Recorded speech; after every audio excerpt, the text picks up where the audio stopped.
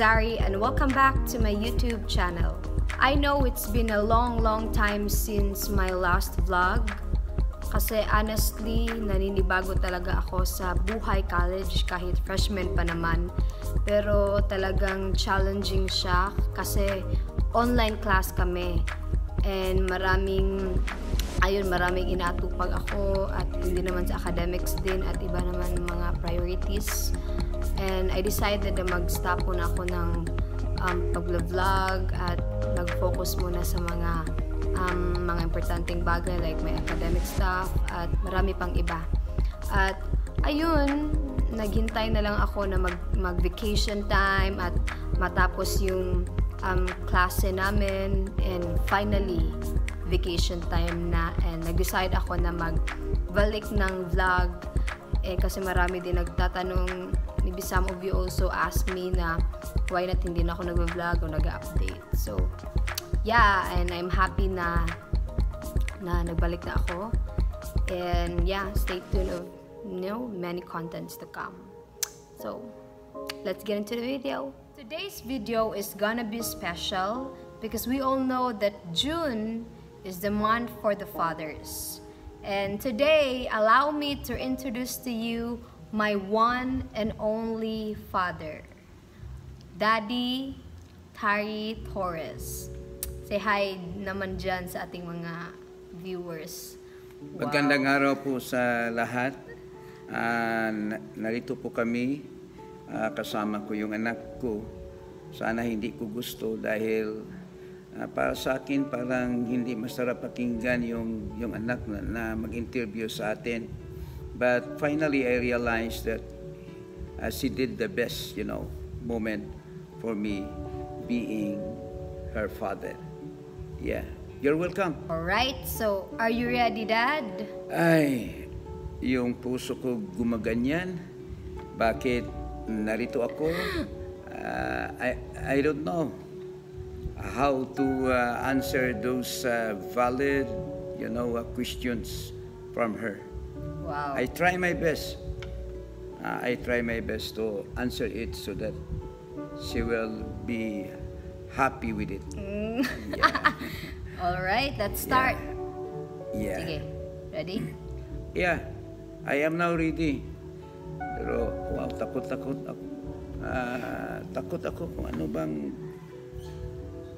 ba yung mga questionnaires mo? Sige. So first question, what were your favorite things to do as a kid? Yeah, as a kid during those days out there watching this short video is just only playing around during those days, being a boy, because I was the eldest son, among those brothers, as what I knew during those time.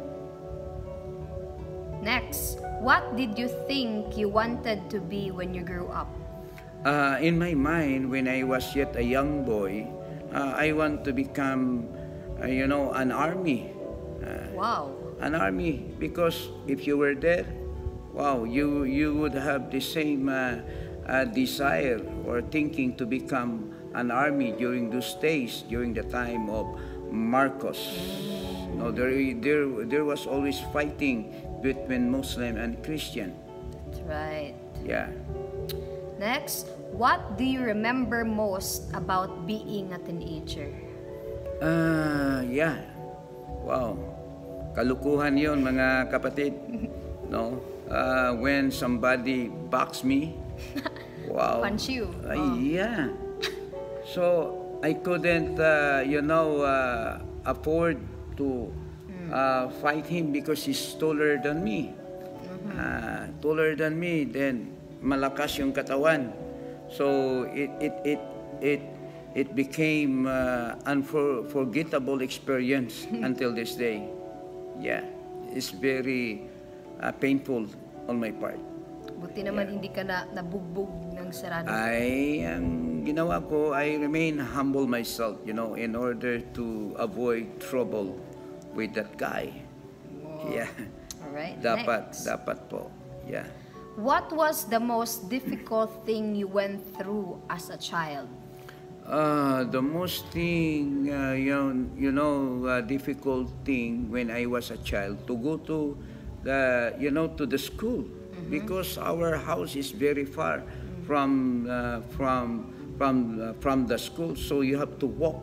No?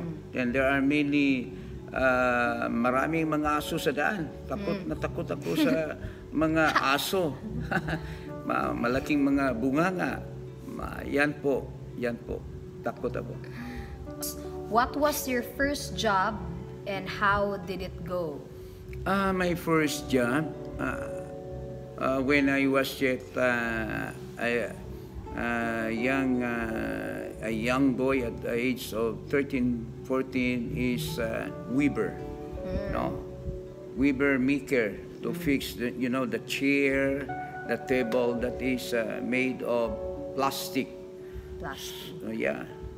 Yung mga yung mga upuan gawang kahoy, so instead yung leader ang ilagay, so weaver yung plastic. Yun po yung first job ko noon. Wow. Did you have a mentor growing up? Meron ka bang mentor noon nung kabataan mo, yung high school ka pa?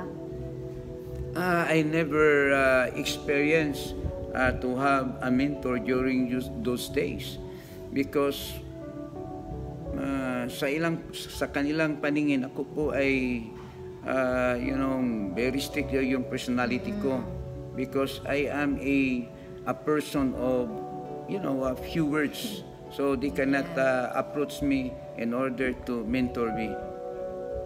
Yeah, it was my life. Ayun, parang natatakot sila sa aura mo. Yan, sabi ng yung father ko, mahirap yung mukha mo. Takot sila sa mukha mo. Yeah.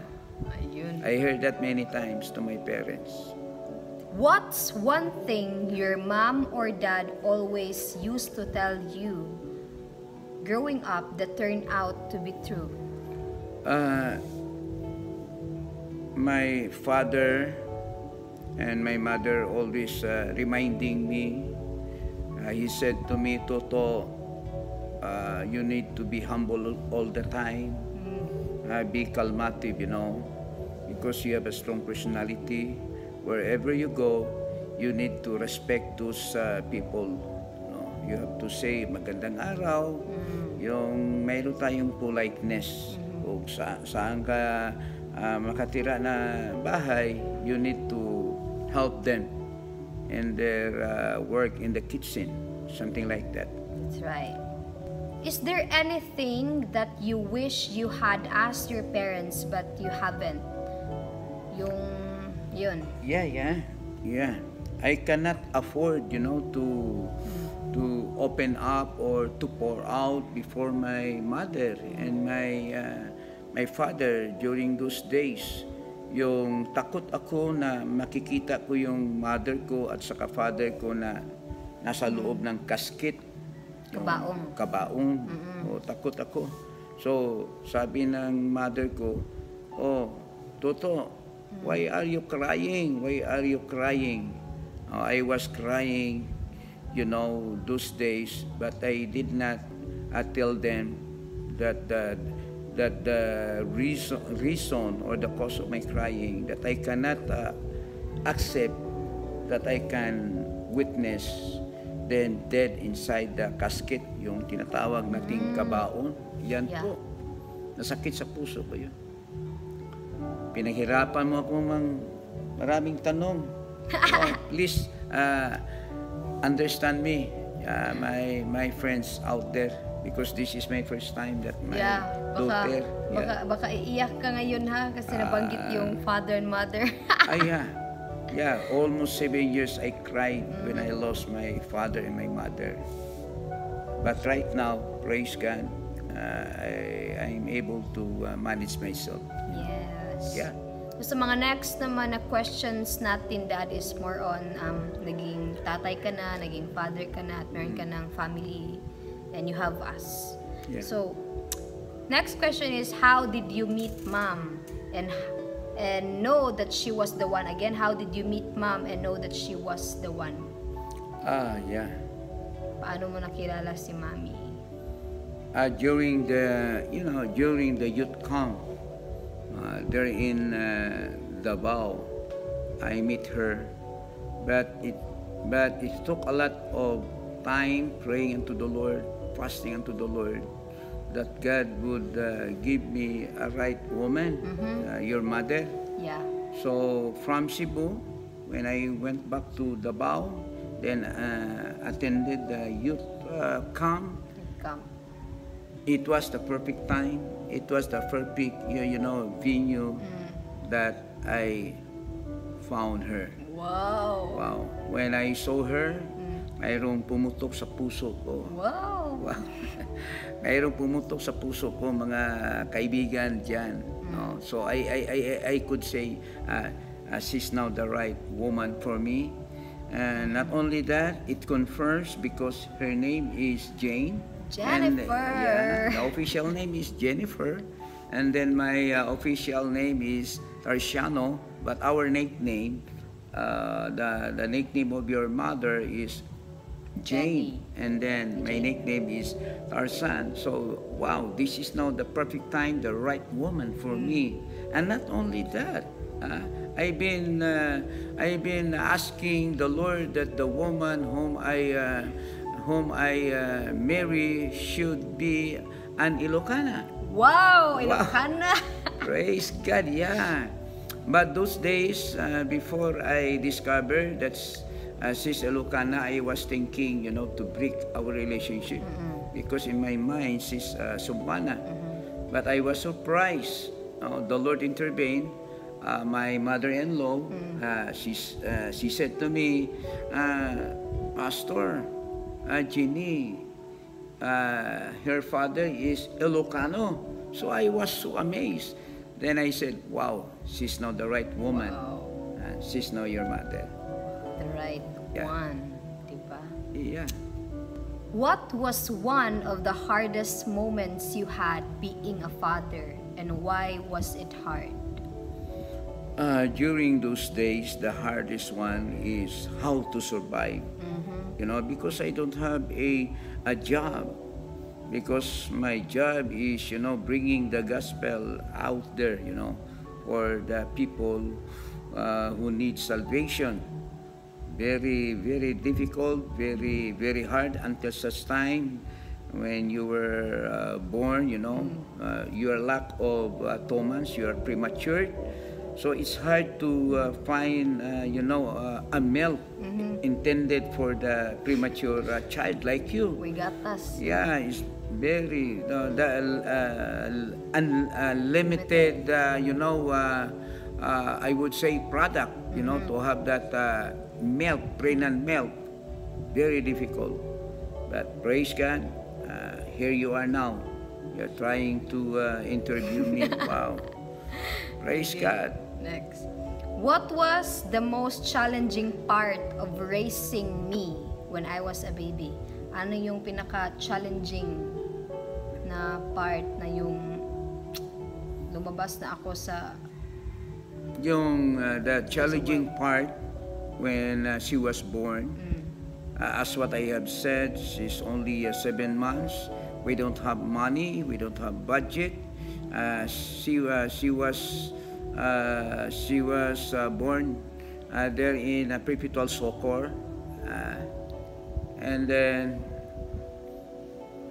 I was crying because the nurse, the doctors always confronting me. Sir, do you have IS? Do you have Pag-ibig? Do you have insurance? And then I feel not good why they are asking me. I said I don't have that. I don't have that.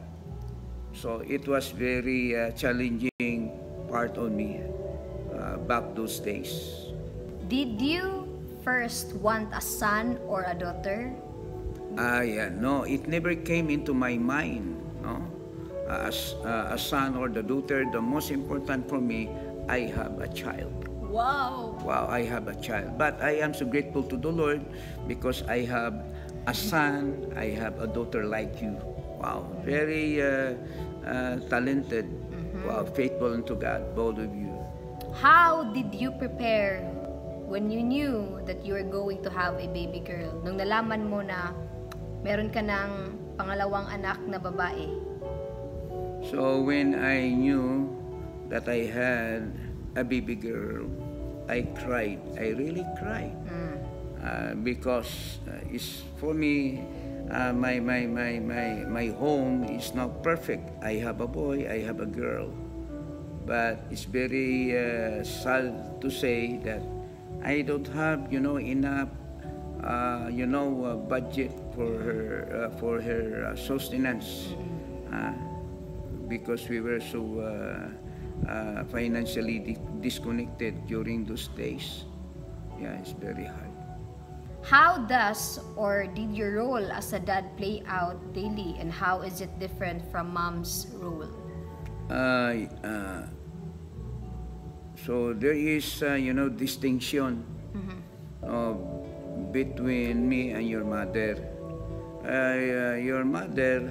Your mother's role is to take good care of you because you're a girl, On my part, my role during those days, because you're a very small baby girl, what I did was to prepare food, laundry, washing, and then nighttime I couldn't sleep because I allow your mother to sleep, because it's needed for her to sleep in order to recover, to have more strength. So on my part, being a father, I'm doing, the best things for her and for you. Even today, you knew that, you witnessed that. What do you enjoy most about being a father? The most enjoyment being a father with my children, to have having a fellowship like this, talking with you, talking with your brother, that the most thing that I am so happy, the most thing that makes me feel good, to have time to talk with you, to have the time to talk with your brother, because I want you to be guided. I want you to have wisdom, while I am still with you, because my time, is counted. So that's what makes me happy, is having conversation, among us, between you, or else between your brother, with the presence of your mother. What were your Father's Day experiences growing up with your dad? Meron ba kayong experiences nung tatay mo before ng Father's Day? Nag-hangout ba kayo? Nag-date ba kayo? Or ano? Yeah, the truth of the matter, we never had that kind of experience celebrating, the Father's Day. That my father would have time with me, and then I myself, I would have time to my father. There was no experience, that I had that before, because it was not really, we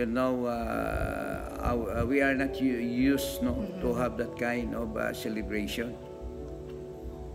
because my father is a businessman, has no time for us, always out of the house. Yeah. Second to the last question. So second to the last question, not to that, okay? So how would you like to be remembered by your kids and to mom or to your family? So there are many things that I would like to be remembered, of my family, to be remembered of my son, or of my daughter like you is what? Be always kind to the people. Regardless of their status, regardless of their education, background, experience, you should be humble. You should treat people equally, and then be respectful to the people. So you like to be remembered by us. Yeah. Being So kind. yeah. You should be kind to the people, because if you are not kind, so you are making a lot of trouble in this community. So it's not good. You should be understandable. You should be considerate, and be friendly to the people. But do it with wisdom, so that the people would not abuse you. Right. Yeah. So lastly, before we end this video, do you have any message? Do you have any advices or encouragement to all our fathers out there, or especially sa mga upcoming na tatay dyan? Yeah. Any words from them? Yeah, of course, I have huge of advices for you all there who are watching us. This is intentional. Ano ba yung ibig sabihin? Intentional, ano ba ito? Video? Vlog. Vlog, Praise God. So, number one, being a father, number one, you should have the ability to listen to the voice of your children. Don't think that all the time you are correct, all the time you're right.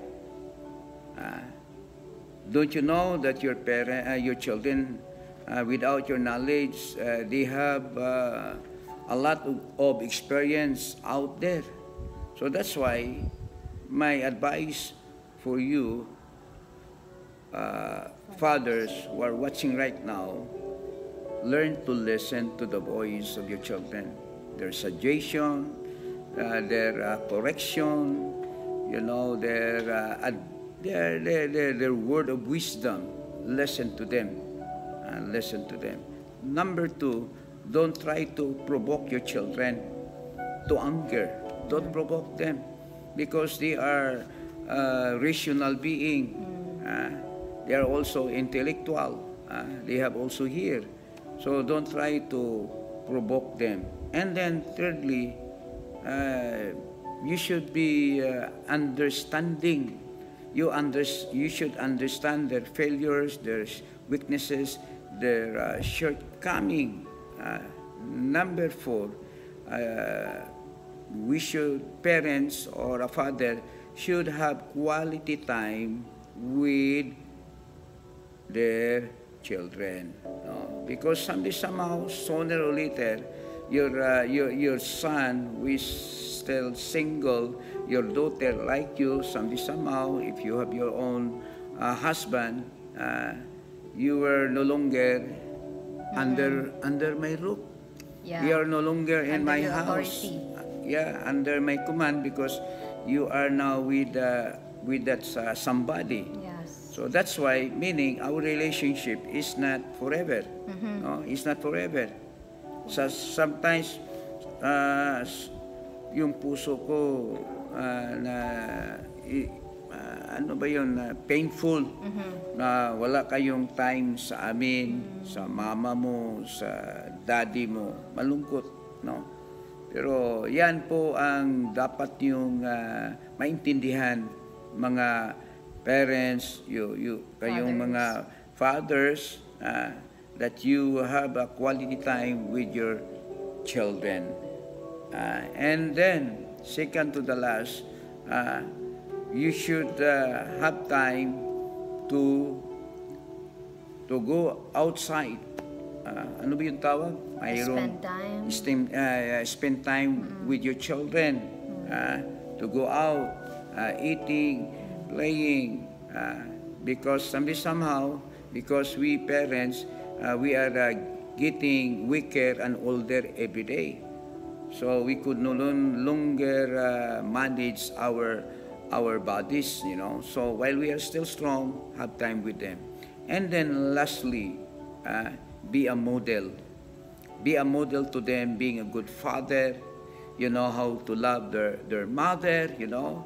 You know how to respect their younger sister, younger brother. You know how to respect their older brother, older sister. You know, that's my point. Be a model in our day-by-day life, you know, practically. So that somehow, when we will already at home in heaven, they will live, you know, a good life, you know, a good life, and they will become also a living, you know, a living testimony. So thank you so much. I think wala na sigurong mga interview. Nakabaan yung puso ko. Ay, mahirap talaga kapag mayroon tayong anak na babae. Hindi tayo we could never afford to say no. Yes. So thank you so much for your interview. So ayan, natapos na ang aming, you know, short. I don't know if short ba yung interview namin or interview ko with my dad, but I hope you love this video, guys. And before we end this, and of course I want to acknowledge also my father. Happy Father's Month kasi natapos na yung Father's Day, so happy Father's Month na lang, Dad. So happy Father's Month.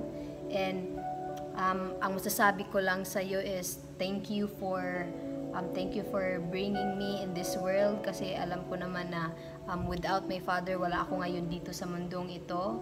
And thank you for being a good supporter. Thank you for sustaining my needs, and in behalf also to my brother na wala ngayon, nagpasalamat kami sa buhay mo dahil you have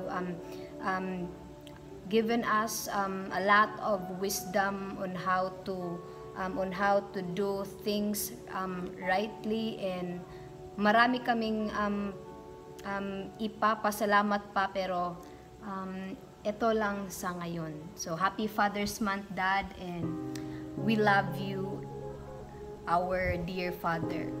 Sure. Sure. Happy Father's Month sa mga fathers dyan, and I hope you like this video. So don't forget to give this video a thumbs up, and if you haven't subscribed to my YouTube channel, please subscribe. And have a nice day. Bye. Bye. Thank you.